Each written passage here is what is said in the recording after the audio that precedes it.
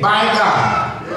I tell you, they had the if only blues, a psychological syndrome that occurs when a person gets caught up in the past, always pondering and ever paralyzed by past events that he or she is unable to reverse. Mary and Martha were disappointed in their friend Jesus, and they expressed their vexation, and they rubbed it in as they repeatedly told Jesus, Lord, if only you had been here. Can't you hear them? Lord, if only you had dropped everything and come. Lord, if only you had not procrastinated. Some folk talk to the Lord that way. Lord, if only you would have taken my request more seriously. Lord, if only, if only, if only, if only. Like Mary and Martha, contemporary Christians, like you and me, often express disappointment in God by saying, Lord, if only you would have helped us. If only you would have healed my family member. If only you would have heard my prayer. If only you would have blessed me the same way you blessed John or Sally. If only you would have allowed me to get that job. If only you would have given me that spouse. If only you would have opened up that door of opportunity. Lord, if only, if only, if only, if only. And when we are not brave or foolish enough to confront God, we sometimes do so indirectly by audaciously placing the blame on the forces of nature. Just listen to Martha in verse 39. But Lord, said Martha, by this time there's a bad odor, for he's been there in the grave for 4 days. It is as if Martha is saying, don't you see, Lord, you can't help. The forces of nature have started to decompose Lazarus's body. If only nature was not so cruel. You know that line of thinking that is being raised here. People say things like, if only the downpour of rain had not ruined my crops. If only cancer had not overtaken my mother's saintly body. If only my child did not have that paralyzing accident. If only Hurricane Katrina had not come. If only the forces of nature would just cooperate. Human beings sometimes place the blame on nature to escape placing it on the Lord. We blame the laws of nature, the laws of probability.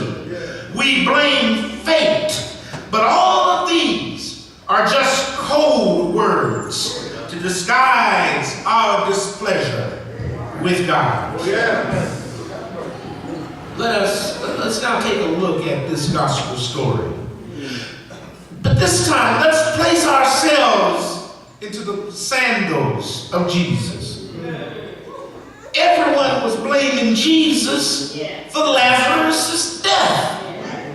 Not only Mary and Martha, but also the whole assembled crowd blamed Jesus for Lazarus' death.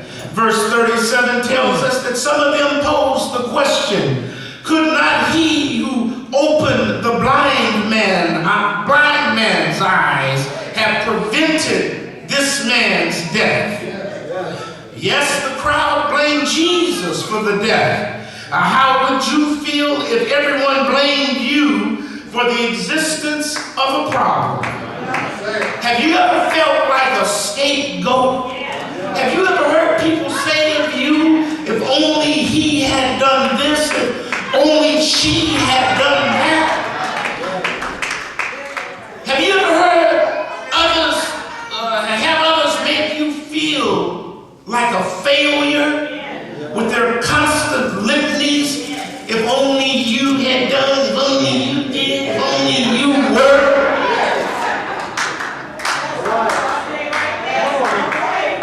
Children, have you ever felt put down because your parents filled your ears with the words, if only? Wives, have you ever felt belittled because of the irritating rantings and ravings of your husbands saying, if only? Husbands, have you ever felt nagged by your wives' shrill voices, harping and harassing with the words, if only? Now put yourself in the place of Jesus, who heard the vocal chorus of the chaotic crowd, conjecturing and questioning with the words, if only.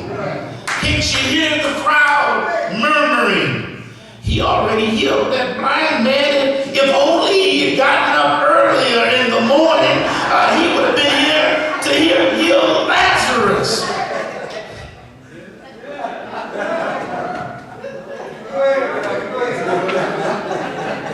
Oh, listen to the crowd.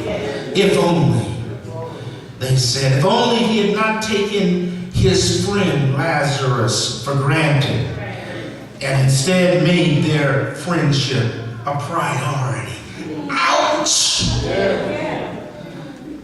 I'm so glad that Jesus did not succumb to the faithless voices of the crowd who were singing the if only blues. I'm so glad that his divine sense of self-esteem could not be damaged. But you know, some of us allow ourselves to be hurt by the second guessing of others. We even second guess ourselves with what we call 20/20 hindsight. We blame ourselves whenever there is perceived failure in our midst. Parents blame themselves for the failure of their children by saying, if only I had done a better job of parenting, Johnny would not be in jail. If only I had been more attentive, Sally would not be addicted to drugs. We spent too much time rewinding the videotapes of our lives, reliving events that we have no power to reverse.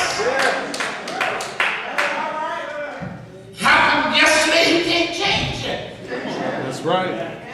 There's nothing you can do about it. So we need, instead of looking backward, we need to look forward.